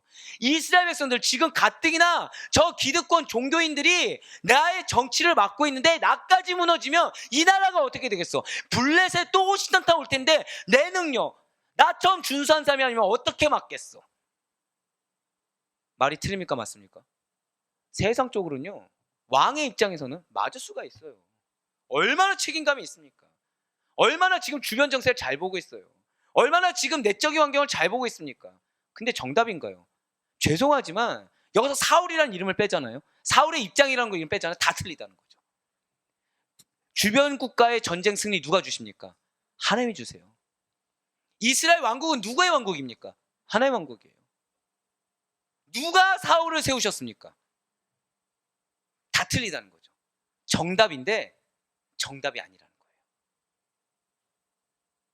진실로 사울은 자신의 정답에 도취돼서 왕좌를 유지하기 위해, 나의 집착을 유지하기 위해 가진 모략을 일삼았지만 그러한 일탈은 점점 더 자신을 파괴하는 어리석은 짓에 불과했다는 것입니다. 사울의 악행 두 번째는 그러다 보니 이제는 제사장까지 살육하게 되었어요. 아까 사울의 입장 중에 제가 그런 말씀 드렸죠. 지금 저 기득권자들, 하나님이 나를 왕으로 세우셨는데 지금 사회 정치의 질서 누가 잡고 있어요? 제사장들이 잡고 있더라는 거예요. 질투가 생깁니까? 안 생깁니까? 또 생기는 거죠. 아니 어떻게 하면 제사장까지 죽일 생각을 하겠습니까? 라는 생각이 질문이 나올 수도 있어요. 그런데 사울의 입장이 되니까 이해가 되십니까? 안 되십니까? 이해가 될 수밖에 없는 거죠. 내가 왕인데 왕권을 다 못 누리는 거예요. 자기가 봤을 땐 나라를 썩어 빠지게 하는 게 누구예요? 저 제사장 무리들인 거죠. 지금 저 제사장 무리들이 한 개 모여 있어. 사사시대 때, 지금 사사시대 제사장들 타락했어요? 안 했어요? 그것만 보이더라는 거예요. 나의 타락이 보입니까? 제사장의 타락이 보입니까? 내 눈에 들보 못 보고 형제 눈에 있는 티만 보고서 자, 그 제사장을 살육하는 거 정당해요, 안 정당해요? 사울의 입장에서는 너무 정당하더라는 거죠. 지금 사울은 나라의 안녕을 돌본 일은 제쳐놓고 있습니다. 누구의 입장만 있어요? 내 입장, 내 입장. 그러다 보니까 나에게 위협을 주는 사람들을 제거하는 일에만 온 정신이 쏟아져 있습니다. 그 중에 하나가 누구예요? 다윗이었어요. 그는 한 가지에만 지금 꽂혀서 집중하고 있습니다. 집착하고 있어요. 그에게 있어서 다윗을 살해하는 의지만큼은 더욱더 불타오르고 있었다는 거죠. 지금 사울은 요나단과 함께 일부 신하들이 이 다윗을 도와서 자신을 치료한다는 거짓 혐의를 씌우고자 아예 악의에 불타올라 있었습니다. 자, 아까 딸을 도구로 쓰려고 했어요. 자, 이제 누구까지 죽이려고 해요? 아들 요나단까지. 바로 사무엘상 22장 8절의 말씀입니다. 너희가 다 공모하여 나를 대적하며 내 아들이 이새의 아들과 맹약하였으되 내게 구발하는 자가 하나도 없고 나를 위하여 슬퍼하거나 내 아들이 내 신하를 선동하여 오늘이라도 매복하였다가 나를 치료하는 것을 내게 알리는 자가 하나도 없도다 하니. 아멘. 제가 존경하는 목사님 한 분이 계세요. 근데 그분이 이번에 불의의 일을 당하셨어요. 사실은 이번에 이제 담임 목회를 하시다가 내려놓게 되셨어요. 근데 그분과 잠깐 대화하는데 억울함이 가득하신 거예요. 억울함이. 결과물이 있었을까 없었을까요? 죄송하지만 결과물이 없었어요. 네, 솔직히 말씀드리면 없었어요. 저는 하나님이 그분에게 무엇을 원하시는지 정말 알겠더라고요. 근데 제가 너무 존경하는 분이다 보니까 아무 말씀 할 수 없었고 그냥 그랬군요. 제가 기도하겠습니다. 끄셨어요. 지금 성도님들 모두 다가 원하셔서 내려놓게 되셨어요. 큰 교회입니다. 그러니까 저희보다 큰 교회예요. 작지 않은 교회예요. 그럼 모든 성도님들이 문제입니까? 이분이 문제입니까? 만약에 이분이 복음을 이야기해서 내쫓겼다. 그럼 이분이 의로운 게 맞아요. 이분이 말씀에 기도에 안 했다. 이분이 맞아요. 근데 이분의 안행동과 말에는 복음은 없었어요. 성도들이 바라는 게 뭐였는지 아십니까? 제발 예수가 있었으면 좋겠다 했어요. 설교에 예수가 있었으면 좋겠다. 근데 설교는 바뀌지 않아요. 자꾸 누구 핑계대요? 부격자 핑계들 대요. 행사를 하려는데 안 도와준 장로님들 핑계댑니다. 누구의 문제입니까? 말씀하시면 안 돼요. 말씀하시면 안 돼요. 근데 우리는 답은 알고 있죠. 지금 사울은 모두 다 문제라고 삼고 있는 거예요. 사울은. 누가 문제입니까 지금? 모두 다 너가 틀렸다고 하는데 지금 이스라엘 백성들이 신하들이 사울에게 뭘 바라죠? 다른 거 아니에요. 다윗 대적하지 말라 이거예요. 근데 그게 싫은 거예요. 그 말을 듣기가 싫은 거예요. 8절 서두를 보시길 바래요. 너희가 다 공모하여 나를 대적하며 라고 나와 있다는 거죠. 자, 지금 중요한 것은 사울에게 아무도 사울 자신을 죽이고자 공모한 적이 없다는 것입니다. 중요한 것은. 제가 항상 저를 두고 기도하는 것 중에 하나가 뭐냐면 오늘 말씀드렸던 거 영적 우월감 갖지 않게 해달라. 조급해하지 않게 해달라를 정말 기도해요.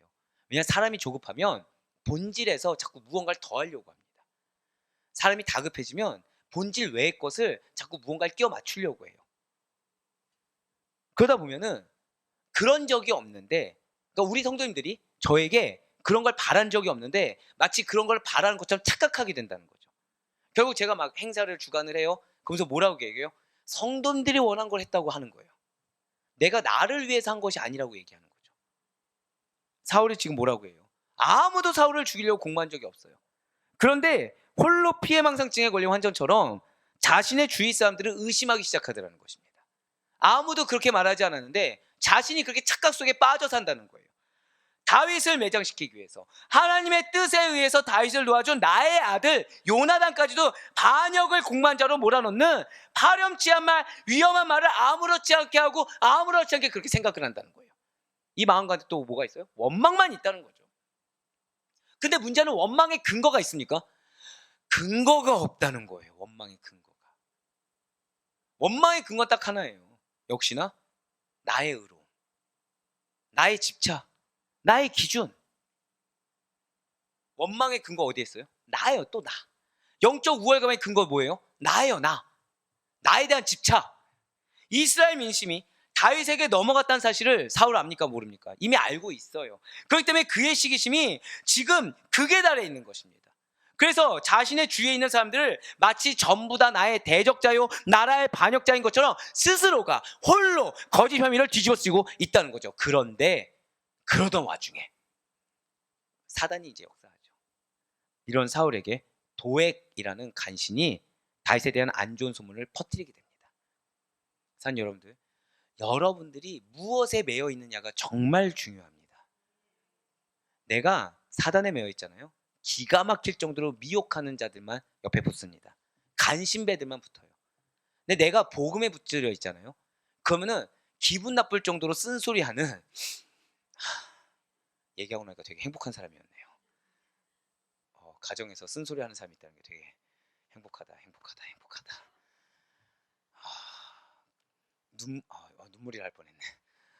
내가 복음에 매여 있잖아요. 그런 사람만 붙여지는 거예요. 듣기 싫을 정도로 복음을 얘기하는 사람, 듣기 싫을 정도로 믿음에 매여 있을 수 있는 사람들이 붙여지게 되는 것입니다. 지금 사울 누구에게 매여 있어요? 사단에게 매여 있어요. 누가 붙습니까? 간신, 도액이 붙더라는 거예요. 그리고 이것이 사울의 불같은 시기심과 악에 기름을 끼얹어 버립니다. 바로 사무엘상 22장 9절로 10절 말씀입니다.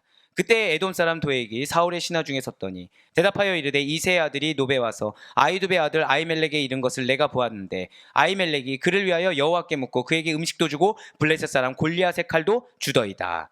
아멘. 분명 다윗이 사울을 피해서 베냐민 지파에 속한 성읍인 노브로 가서 제사장 아히멜렉의 도움을 구했던 거 맞습니다. 그리고 제사장 아히멜렉 역시도 이러한 도움을 거절하지 않는 팩트는 맞아요. 그렇다고 해서 제사장 아히멜렉이 도왔다고 해서 다윗과 공모해서 사울에게 반역을 꾀하려는 것은 전혀 사실이 아니라는 것이죠. 그럼에도 불구하고 다윗 살해의 목적을 달성하기 위해서 거기에 포커싱만 맞추고 있는 사울은 간신 도에게 말해 자신의 귀를 활짝 열어버렸다는 거예요. 하나님의 음성에 연 것이 아니라 사람의 소리에, 내가 인간의 기준에 나의 소리에 귀를 열었더니 역시나 나의 귀는 사람의 소리에만 열려진 것처럼 동일한 행보를 보이고 있다는 것이죠. 그리고 나의 악행에 대한 생각을 구체적인 실용으로 옮겨버립니다. 문제인 줄 깨닫지도 못하고. 사무엘상 22장 17절부터 19절을 말씀입니다. 왕이 좌우의 호위병에게 이르되 돌아가서 여호와의 제사장들을 죽이라. 그들도 다윗과 합력하였고 또 그들이 다윗이 도망한 것을 알고도 내게 알리지 아니하였음이라. 하나 왕의 신하들이 손을 들어 여호와의 제사장들을 죽이기를 싫어한지라. 왕이 도에게게 이르되 너는 돌아가서 제사장들을 죽이라 하매 에돔 사람 도에게 돌아가서 제사장들을 쳐서 그날에 세마포 에봇 입은 자 85명을 죽였고 제사장들의 성은 노베 남녀와 아이들과 젖 먹는 자들과 소와 나귀와 양을 칼로 쳤더라. 아멘. 지금 제사장들이 죽임당할 근거가 명확합니까? 명확하지 않아요. 전혀 말도 안 되는 거예요. 그런데 문제는 무엇이죠? 제사장들을 일부러 죽이는 걸로 끝나지 않았어요. 제사장들을 죽이고 높 성읍에 있던 가축까지 다 죽여버렸어요. 영적 우월감에서 조급함, 불안감, 두려움이 사람의 소리가 들리게 하더니 행동으로 옮기게 됐어요. 그런데 이 행동이 이제 어떻게 됐습니까? 극에 달했어요. 기준을 깨버렸어요. 상상조차 못할 언행을 해버리기 시작했어요. 근데 가장 큰 문제는 뭔지 아세요? 지금 사울이 자기가 문제인 거 압니까? 모릅니까? 모른다는 거예요. 사울은 지금 정답 속에 빠져 있어요. 틀리지 않다고 착각하고 있다는 거예요. 지금 사울은 제사장들에게 다윗과 공모하여 자신을 축출하려 했다고 혐의를 뒤집었었습니다. 은닉죄가 있다고 그랬어요. 불고지죄가 있다고 했어요. 그 알리지 않는 죄. 그리고 그러한 중대 범죄자들이기 때문에 제사장이라고 하더라도 죽임당에 마땅하다고 하면서 85명의 제사장들을 잔인하게 학살해버렸어요. 문제는 여기서 그치지 않았다는 거죠. 왜 그치지 않았을까요? 직성이 풀리지 않는 거예요. 아까 말씀드렸죠. 창 던졌다고 마음에 평안이 임했냐? 평안이 임하지 않는 거예요. 죽여버렸어요. 직성이 풀리지 않습니다. 지금 사울은 여전히 자신의 분이 해소가 안 되는 거예요. 했는데도 해소가 안 돼요. 그러자 제사장들의 성읍인 노베 남녀노소를 가리지 않고 사람들을 다 무자비하게 살해해버렸습니다. 그들의 소유인 가축까지도 처참하게 진멸시키고 말았다는 거예요. 이유가 뭐라고요? 내 감정이, 직성이 풀리지가 않아서. 이러한 사울의 극한 잔인함은 하나님의 뜻에 반하는 것입니다. 하나님을 대적하는 행위였던 것이라는 거예요. 사울은 이와 같이 점점 더 파멸기를 재촉했는데 안타까운 것은 여기에 그치지 않았다는 거죠. 자, 사울의 악행 세 번째가 절대 고백하실게요. 사울의 완고함. 완고함이에요. 완고함. 고집스러움. 목사님, 근데 사람이 완고할 수 있는 거 아닙니까? 고집이 좀 있을 수 있는 거 아니에요? 이 성격은 타고난 거 아닙니까? 완고함이 그렇게 지탄받을 만한 악행인가요? 고집이 좀 센 성격이라고 해서 완고하다고 패망을 당하다니요, 이거 좀 억지인 것 같습니다 라고 생각할 수 있어요. 네, 맞아요. 대부분의 사람들은 완고하다, 고집 세다는 것을 개인의 개성, 성격 정도로 인식합니다. 또한 저조차도 사람이 좀 고집이 있어야지, 그래야지 이렇게 끈기 있게 밀고 나갈 수 있어 라고 얘기하는 사람 중에 하나였어요, 성경을 알기 전에는. 근데 성경에서 뭐라고 말씀하는지 아십니까? 절대 고백하실게요. 완고함을 버리라. 완고함을 버리라고 명령하고 있어요. 완고함이 쓴뿌리가 된다고 얘기하고 있다는 거죠. 내 고집이 쓴뿌리가 된다라고 하고 있는 거예요. 그래서 하나님께서는 이스라엘 백성들에게 불신앙과 완고함을 버리라고 지적하셨다는 거죠. 그렇습니다. 완고함은 교만과 뻔뻔함을 의미합니다. 자, 완고함이 무엇을 의미한다고요? 단순히 고집 세다가 아니라, 저다 고백하실게요. 교만과 뻔뻔함. 네, 그거를 의미한다는 거예요. 그래서 사무엘은 사울의 완고함이 마치 우상에게 절하는 죄와 같음을 지적했다는 거예요. 바로 여러분들이 잘 알고 계시는 사무엘상 15장 22절과 23절의 말씀입니다. 사무엘이 이르되 여호와께서 번제와 다른 제사를 그의 목소리를 청종하는 것을 좋아하신 같이 좋아하겠나이다. 순종이 제사보다 낫고 듣는 것이 수량의 기름보다 나으니 이는 거역하는 것이 점치는 죄와 같고 완고한 것은 사신 우상에게 절하는 죄와 같음이라. 왕이 여호와의 말씀을 버렸으므로 여호와께서도 왕을 버려 왕이 되지 못하게 하셨나이다 하니. 아멘. 여러분들이 이 말씀 볼 때 그냥 단순히 순종하면 복 받는다 이렇게 생각하시면 안 돼요. 이렇게 간단히 생각할 수 있는 문장이 아니고, 이 말씀을 보실 때 중요한 것은 하나님께서는 그 제사를, 당신의 목소리를 듣는 제사, 하나님의 음성을 듣는 예배를 기뻐 받으신다. 이걸 먼저 첫 번째 생각하셔야 됩니다. 근데 듣는 거에는 행하다가 있어요. 그러니까 하나님께서 우리에게 원하시는 예배가 있는데 그 예배는 듣고 행하는 예배, 즉 순종하는 그러한 예배가 되어야 된다는 거죠. 그런데 여기서 중요한 것은 거역하는 거, 그렇게 순종하지 않는 것이 무엇이냐? 고집스러운 모습과 똑같다는 거예요. 고집스러운데 사신에게 절하는 것과 똑같다는 거죠. 고집스러움이라는 것이. 내가 고집을 부리는 거, 내가 완고한 것은 순종과 정반대의 모습이라는 것입니다. 근데 이것이 무엇과 똑같은 거예요? 하나님의 말씀을 버리는 것과 똑같다는 거예요. 내가 순종하지 않는 것은 고집스러운 모습을 보이는 것이고, 이것은 하나님의 말씀을 버리는 것과 동일하다는 것입니다. 하나님께서 이스라엘과 언약을 할 때도 무엇에 대한 경계가 가장 철저하셨습니까? 우상숭배예요. 우상숭배하지 말라고 하셨어요. 그런데 그러한 우상숭배가 지금 무엇과 같다고 23절에 말씀하신 거죠? 완고한 거라는 거죠. 우상숭배와 완고한 것이 동일하다는 것입니다. 사랑하는 우리 모든 성도 여러분들, 거역하거나 완고한 것은 모두 우상숭배의 죄와 같다는 사실을 잊지 마시길 바라겠습니다. 고집을 부리는 거, 하나님의 말씀을 들었음에도 불구하고 사울과 같이 핑계대고 타협하고 원망하는 고집스러운 모습, 나에 대한 집착을 내려오지 못한 모습은 완고한 것이요, 그것이 우상숭배와 같다는 사실을 잊지 마시길 바라요. 하나님의 말씀을 거역하고 따르지 않는 불순종과 하나님의 뜻대로 하지 않겠다는 고집을 꺾지 않는 완고함이 우상숭배라는 거죠. 즉 불순종이 우상숭배인 것입니다. 하나님의 뜻과 반대되는 것이 죄라고 하지 않습니까? 진실로 불순종은 하나님 외에 다른 뜻과 생각에 내 마음을 빼앗겨버린 거예요. 그리고 그것을 따라서 실제적인 행위를 저지르는 것이기 때문에 하나님께서는 완고함, 고집스러움을 어쩔 수 없는 성격으로 치부하는 것이 아니라 우상숭배로 여기고 계시다라는 것입니다. 분명 사울은 다윗이 자신을 해할 기회가 있었음에도 불구하고 악을 악으로 갚지 않고 선대했음을 알게 됩니다. 그리고 분명히 잘못을 뉘우치게 돼요.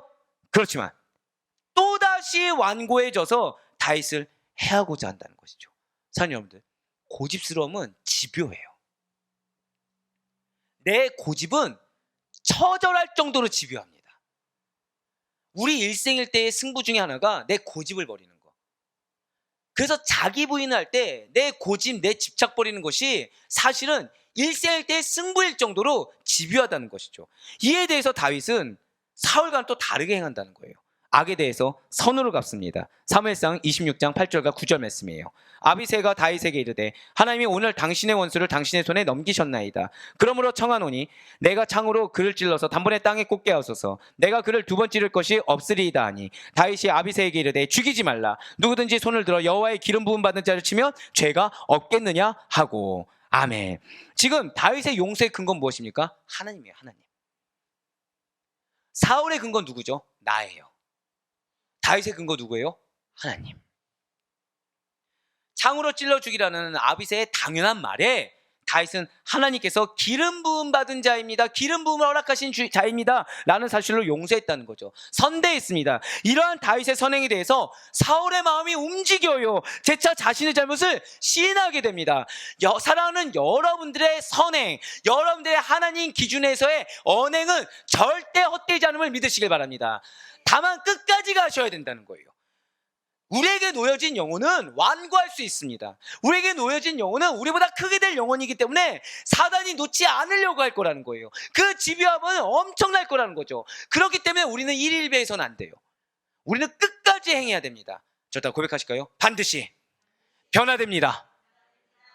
우리 사무엘상 26장 21절 말씀 보시길 바라요. 사울이 이르되 내가 범죄하였도다. 여러분들, 이 말씀이 여러분들에게 들리게 될 것을 믿으시기 바랍니다. 내 아들 다윗아 돌아오라. 내가 오늘 내 생명을 귀하게 여겼은즉 내가 다시는 너를 해하려 하지 아니하리라. 내가 어리석은 일을 하였으니 대단히 잘못되었도다 하는지라. 일견 보기에 제대로 회개한 것처럼 보입니다. 그러나 안타까운 것은 이건 역시도 진정한 회개가 아니라는 거예요. 지금 사울은 일시적으로는 회개하는 척 했을지 몰라도 진정한 회개에는 이르지 못했다라는 거죠. 왜입니까? 이 부분이 중요해요. 사울의 마음이 이미 화석처럼 굳어있는 거예요.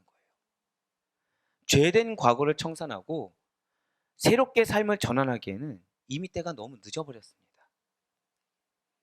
우리가 하지 말아야 될 것은 하나님 때에 알아서 변화시켜 주겠지, 이거 생각하서는 정말 안 돼요. 하나님은 여러분들의 간절함을 보십니다. 하나님은 여러분들의 확신을 보십니다. 그래서 우리에게 붙여준 영혼이 화석같이 변해서 사울과 같이 되기 전에 우리로 말미암아 다윗같이 쓰실 줄 믿으시길 바랍니다. 사랑하는 성도 여러분들, 회개에도 때가 있다는 사실을 기억하시길 바라요. 진실로 하나님께서는 오래 참으시지만 그렇다고 악어의 눈물을 흘리는 죄인들에게 속아 넘어가 주시는 분은 아니시라는 거죠. 사람의 중심을 보시는 우리 주님께서 우리가 완고함을, 고집을 버리고 말씀에 순종하는지, 아니면 여러 가지 미사역을 사용했지만 결국에는 영적 우월감을 가지고 내 안에 있는 불안감, 조급함을 붙드는 가운데 사람의 소리를 귀 기울여서 언행을 포장해서 하고 있는지, 그래서 스스로의 뜻을 선택하고 있는지 살펴보신다는 거예요. 그리고 그로 인해서 결국 무엇입니까? 영적 우월감을 가진 자들은 마지막이에요. 저다 고백하실게요. 하나님의 때를 놓치게 됩니다. 그거예요. 영적 우월감이 있는 자들은 하나님의 때를 놓치게 됩니다. 사실 우리 아디포교회 성도 여러분들, 사울이 그의 신앙을 버리자, 영적 우월감이 휩싸여서 나에게 집착하자, 하나님이 아닌 나에게 집착하자 하나님께 버림받았다는 사실을 기억하시길 바라겠습니다.